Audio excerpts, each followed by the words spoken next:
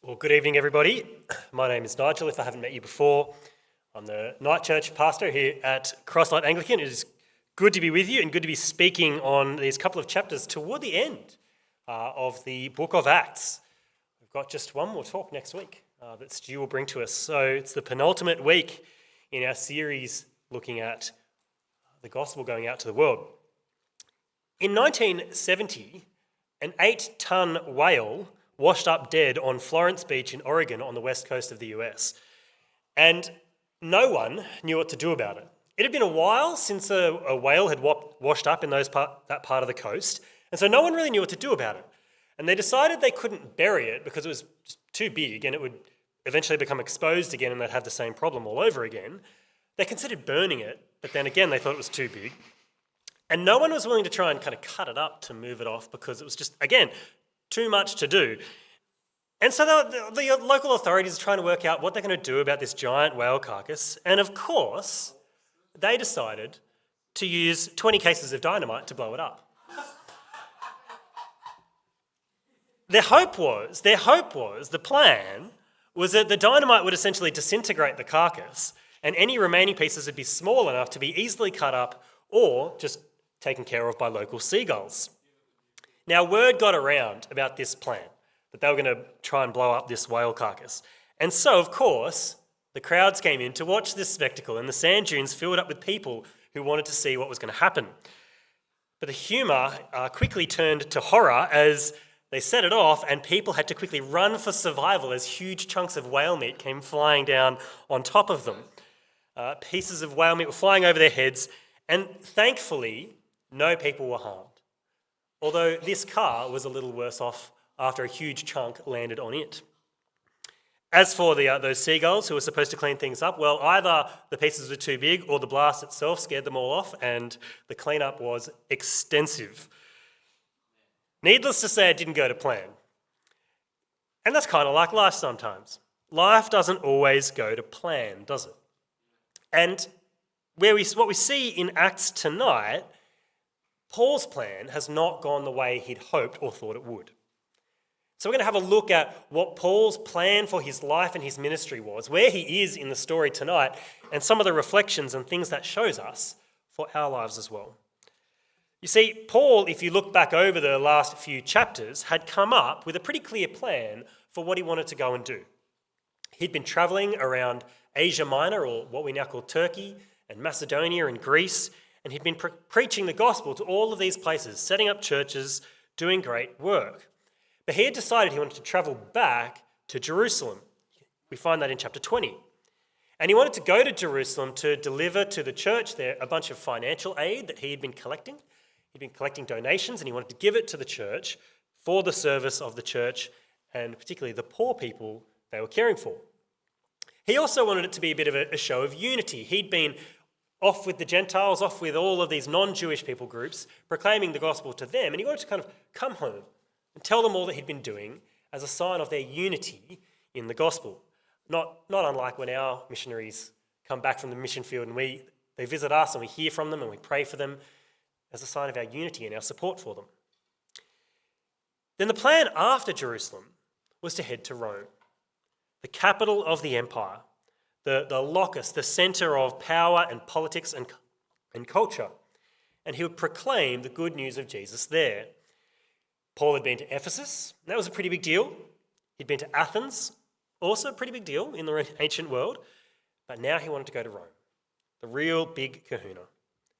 And then from there, launch out even further into the west of the empire and go to Spain. Now it sounds like a good plan, doesn't it? And one that you would think God would be on board with. I mean, you'd think God would endorse and support and kind of make this happen. Why wouldn't he?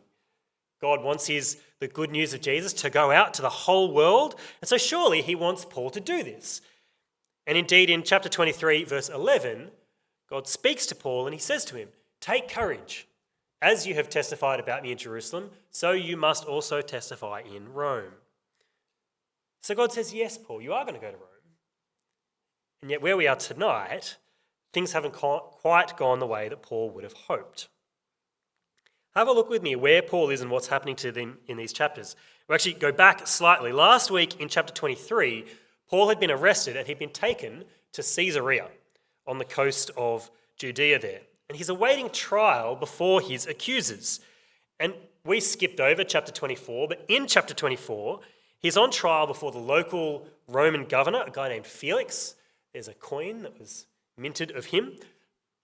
I just throw that in because I think it's cool the way that our actual historical artifacts align with what we hear in the Bible. So there you go, that's there for you. Felix heard Paul on a number of occasions, and yet he didn't make an adjudication on his case. Felix stalled and deflected and delayed while Paul waited to hear his fate. Mind you, it wasn't all bad. If you look at chapter 24, verse 23, it says that Felix ordered the centurion to keep Paul under guard, but to give him some freedom and permit his friends to take care of his needs. So it wasn't the worst imprisonment there ever was, but it's certainly not what Paul had planned either. It certainly wasn't what he'd expected or hoped would happen, because in chapter 24, verse 27, right before our passage for tonight, it said when 2 years had passed, Felix was succeeded by Porcius Festus. Paul had been sitting in prison waiting for 2 years to have his case decided on. And so as we kind of arrive at our chapters for tonight, and we've been following the narrative of Paul as it's been unfolding, I think at this point we hope that Paul will get justice, that something will happen. There's this new governor, Festus, and maybe now Paul will get an adjudication, and maybe he'll be freed, so he can continue on travelling and preaching just as he'd planned. Maybe this whole arrest would just be a bump in the road in that great plan that Paul had. And indeed, initially it seems like Festus really wanted to get this resolved quickly. If you have a look at chapter 25, verse 1, it says that within 3 days of assuming his position as the new governor, Festus travelled to Jerusalem to hear the charges against Paul from the chief priests and the Jewish leaders. Then in verse 6 it says that he spent more than a week, 8 to 10 days with them, hearing the case against Paul before returning to Caesarea. And then his first day back in Caesarea, he convenes the court. He calls Paul, he calls his accusers. He wants to have this hashed out. It seems like Festus is keen to get things moving. And so in verse 7, many serious charges are made against Paul. And in verse 8, Paul gets the fall. He gets to defend himself. And he declares he's done nothing wrong against the Jewish law or against the temple or against Caesar. Paul had professed his innocence, and then he concluded by appealing to Caesar.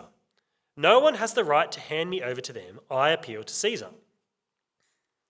Festus responds to this and says, you've appealed to Caesar you will go. I find Paul's appeal to Caesar here a little bit intriguing.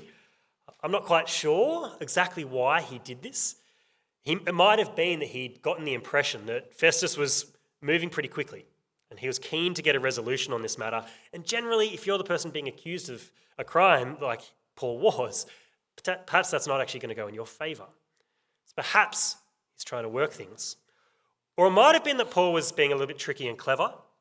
Maybe he thinks, well, I want to get to Rome, and maybe this is a little bit of a roundabout or kind of strange way to do it, but if I can't travel there as a free man, well, I'll go as a prisoner. I don't think we can be sure exactly why Paul says this. But either way, instead of coming to a quick resolution on his case, Festus takes that easy option. In a kind of Pilate-esque fashion, washes his hands and says, okay, if you've appealed to Caesar you can go. Caesar's problem now. Then a few days later, King Agrippa and Bernice arrive. Now, I can see all your knowing nods. Ah, yes, King Agrippa and Bernice, we're very familiar with them. King Agrippa was the Jewish client king under the Romans. His job ostensibly was to rule over Jerusalem and some areas of Judea, and particularly looking at matters of Jewish religious practice that the Romans didn't really understand or didn't want to deal with, and so they kind of said, you do that and just stay in line. His father, interestingly, was Herod Agrippa I, who we met back in chapter 12 and who'd persecuted the Christians in Jerusalem. And his grandfather was Herod the Great, who had ruled at the time of Jesus' birth. And he's there with his wife, Bernice, who is also his cousin.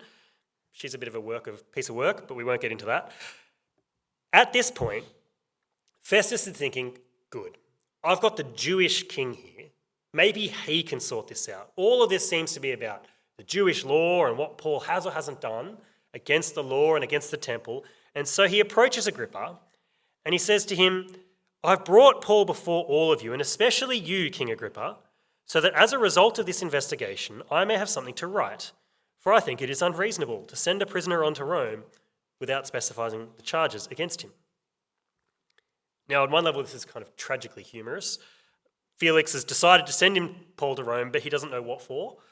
And he feels like he can't send a prisoner to the emperor and then not tell the emperor why he's sending him. And so Festus is not quite sure what to do. He's in some ways taken the easy option by sending Paul on to Rome, but he wants to give the emperor a reason. And he's hoping that Agrippa might be able to give him that reason. Now, you could understand at this point if Paul were feeling a little frustrated. And I imagine he probably was. This likely would have felt like a colossal waste of time. He'd been there for 2 years already. Now, I don't know about you and whether you're an impatient person or not, but one thing that becoming a parent has certainly revealed in me is that I am an impatient person. There is nothing that stokes my anger quite like an unnamed 3-year-old who won't get into his car seat or put his shoes on when we need to get somewhere. Drives me insane. I love Ozra, he's great. If I were Paul at this point, I would be extremely frustrated. He's had this good plan to travel to Rome and on to Spain, and here it is just stalling, going nowhere. And he'd even not travelled back through Asia. On his way back to Jerusalem, he'd skipped past all of these churches that he's established because he didn't want to waste time. He just wanted to get to Jerusalem quickly and then back off to Rome. And yet here he is, stuck under Roman guard in Caesarea, frustrating to say the least. But consider for a moment a different perspective on what's happening to Paul here. See, back in chapter 3, having been arrested and put before the Sanhedrin, that is the Jewish local court, law court, Paul got to proclaim to them the hope of the resurrection of the dead.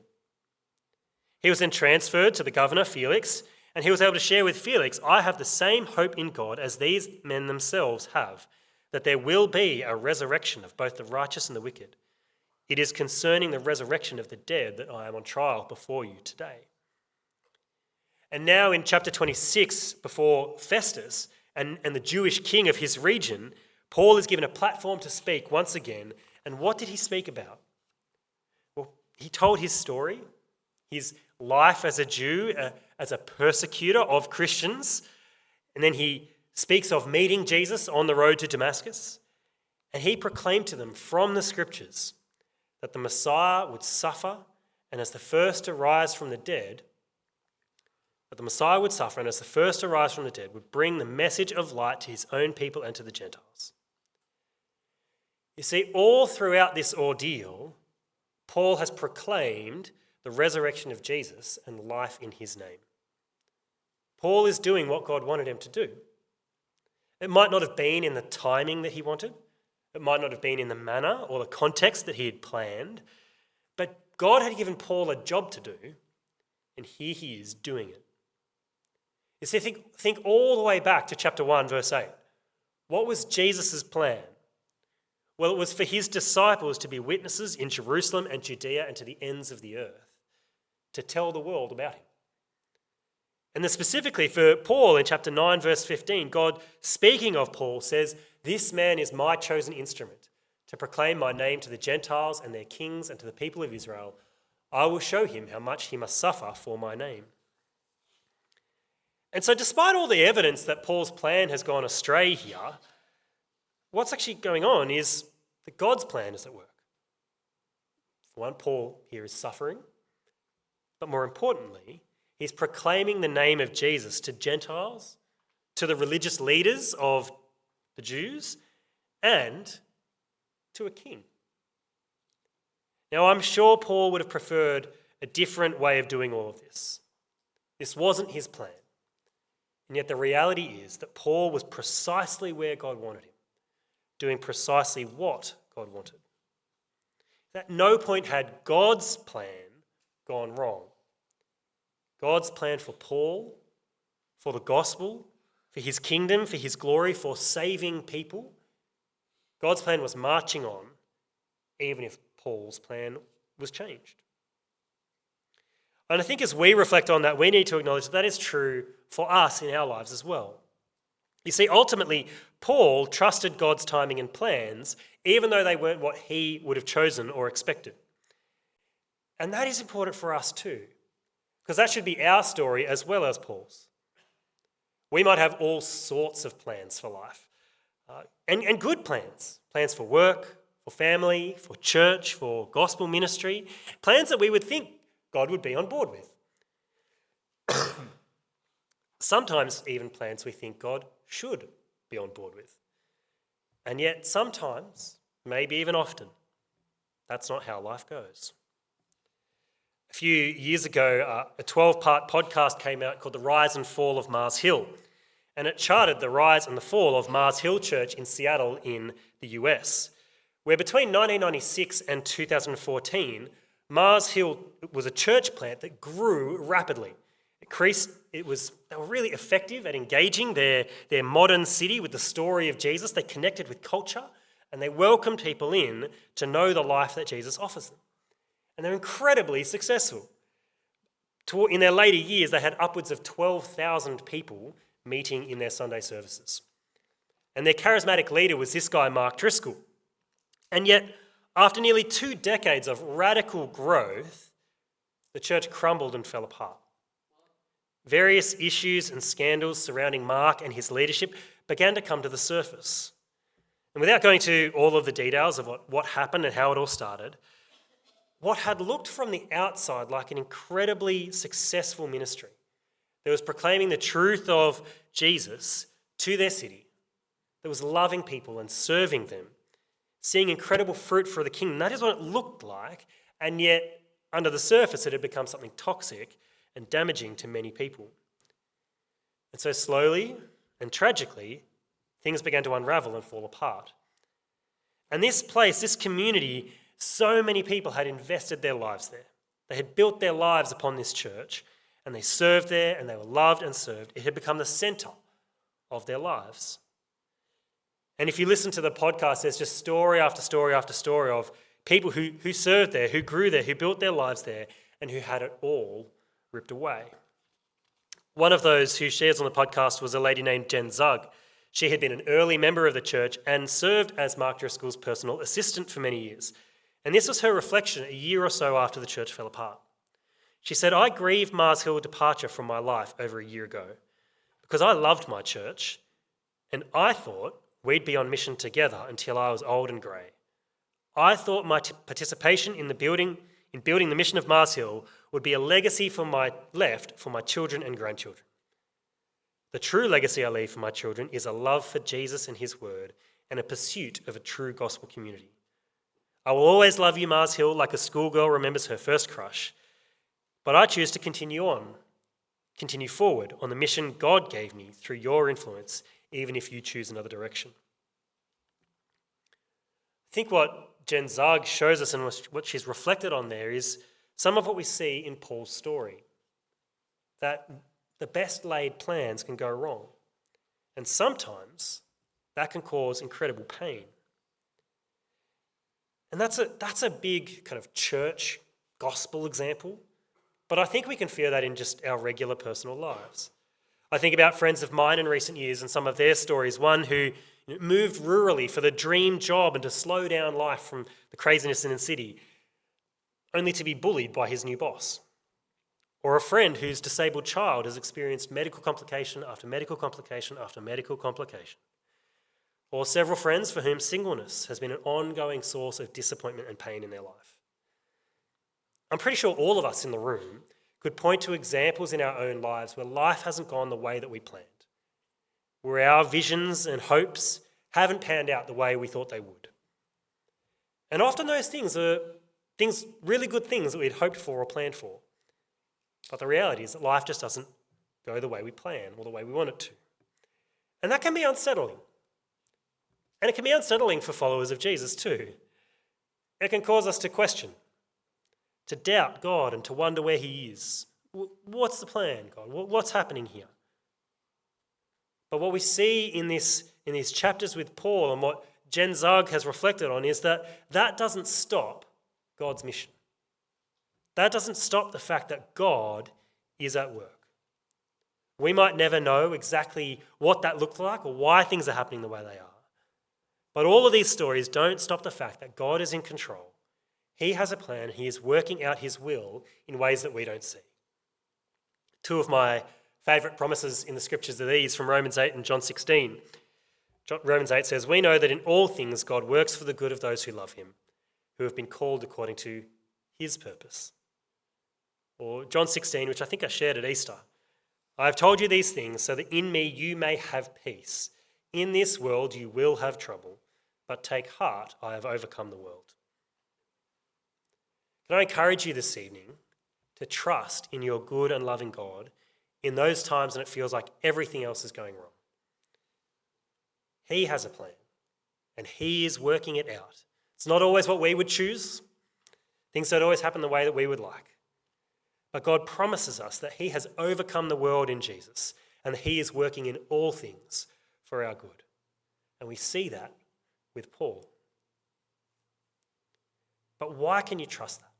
Why can you believe that? Why can you live that? Well, the answer is the resurrection of Jesus. We've already seen how Paul, at every opportunity, was preaching about Jesus and his resurrection, because the resurrection was the basis of Paul's strength. It was his confidence and his willingness to follow and trust God's plan for his life. In chapter 26, verse 6, he says, "It is because of my hope in what God has promised to our ancestors that I am on trial today." And in verse 8, what is that hope? It is that God would raise the dead. And then Paul says that's precisely what God has done. In verse 23, he says that he has raised the Messiah from the dead, bringing the message of light to the world. And he says in verse 18 that means that we can receive forgiveness of sins and a place among God's people.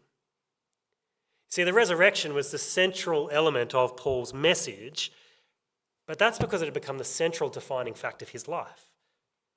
The resurrection had come to define who Paul was, that he had life because Jesus had risen from the dead.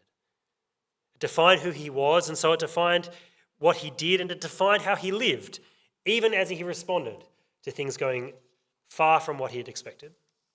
Because the resurrection of Jesus assures us that our future with God is secure, that nothing and no one can threaten it. The resurrection shows us in powerful ways that what might seem on the surface like failure or things going wrong or not going to plan is actually God working to save the world. You see, when Jesus went to that cross, to his disciples, that looked like failure. It looked like the plan had failed and gone wrong. But it was God working to save the world. And so Paul looks at his situation in the light of the resurrection, and he can bear up under the disruptions to his plans. He can bear up under the injustice of the accusations against him. And he could have joy. He could trust God. He could live for God.